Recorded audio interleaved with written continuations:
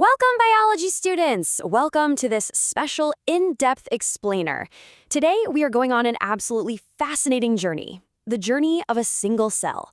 We're going to dive deep into how a cell actually completes its cycle and divides. I mean, have you ever really stopped to wonder, how does one single cell go on to form a giant organism? Every single one of us started life as just one cell, literally just one. So how does it build a massive structure of millions and millions of cells? Today, we're going to uncover this incredible macro to micro journey and really get into the actual magic of growth and reproduction at the cellular level.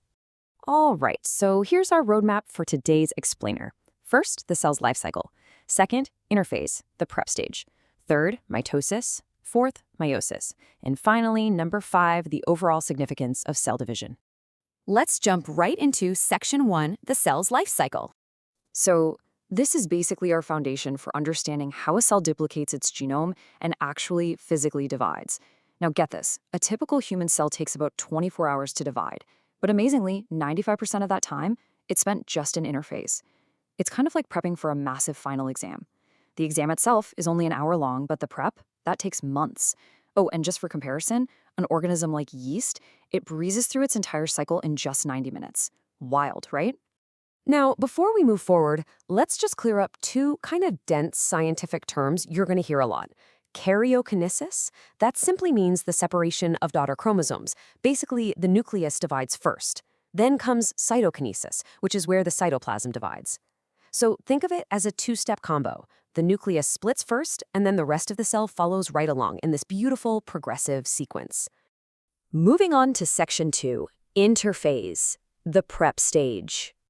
Okay, so people mistakenly call this prep phase the resting phase, but let me tell you, it is actually the most active time for a cell.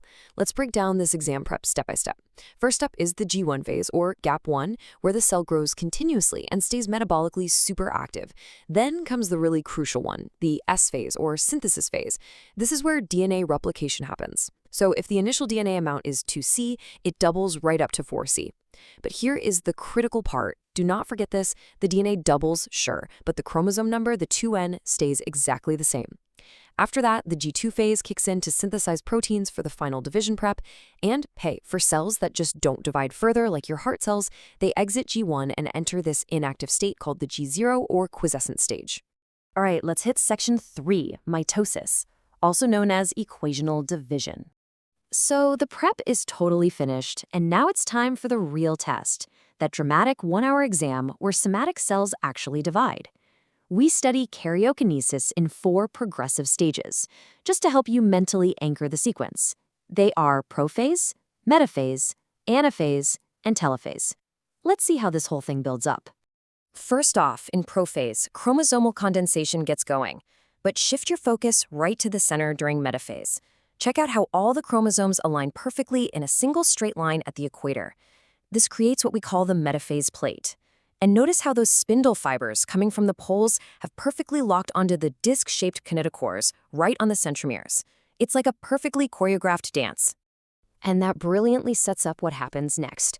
Boom, anaphase. The centromere splits and the daughter chromatids are pulled toward opposite poles. Then we hit telophase, those chromosomes decondense and a brand new nuclear envelope forms around them.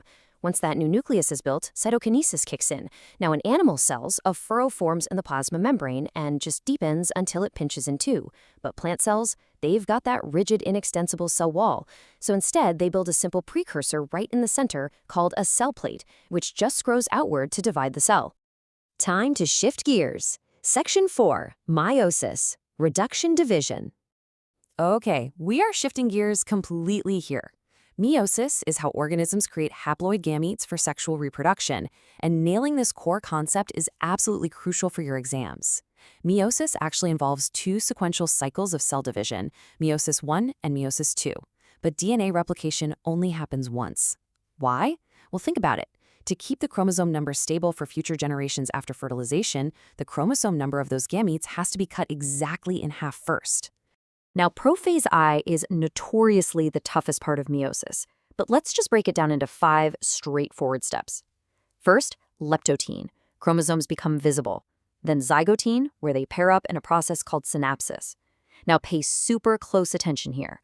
The third stage is pachytene, and it is the most important one. This is where crossing over happens, driven by the recombinase enzyme. This right here is the exact moment genetic material is exchanged, which is what brings all that beautiful variation to nature. After that, X-shaped chiasmata form in diplotin, and finally, everything terminalizes in diakinesis. Moving right into anaphase 1, the entire homologous chromosome separates and gets dragged toward opposite poles. But wait, notice how the sister chromatids are still completely attached at their centromeres? This is a huge deal. This is the exact stage where the actual reductional division occurs, establishing that haploid condition. Following a short breather called interkinesis, meiosis II kicks off. And if you look closely at the stages, meiosis II looks basically exactly like our normal mitosis. Fast forward to anaphase 2, and those centromeres finally split simultaneously, separating the sister chromatids for good.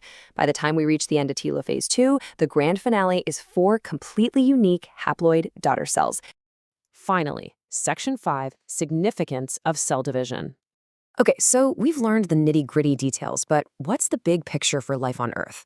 To really lock this in for your exam prep, here is a quick side-by-side comparison. Mitosis, that happens in somatic cells and is equational, meaning the chromosome number stays exactly the same. Its whole biological purpose is continuous growth and repairing cells, like when you get a cut and it heals. Meiosis, on the other hand, happens in reproductive organs.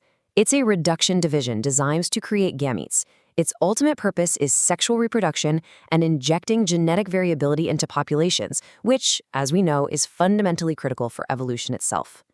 Before we wrap up, I want to leave you with a really provocative question, straight out of your textbooks.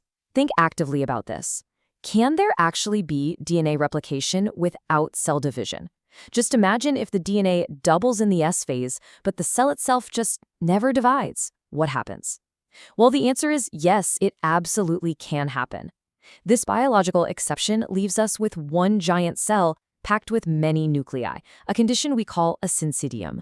The liquid endosperm in a coconut is a perfect example of this. See, biology is always full of surprises. I really hope this explainer made the cell cycle and division crystal clear for you all. Keep questioning, keep learning, and I will catch you in the next one.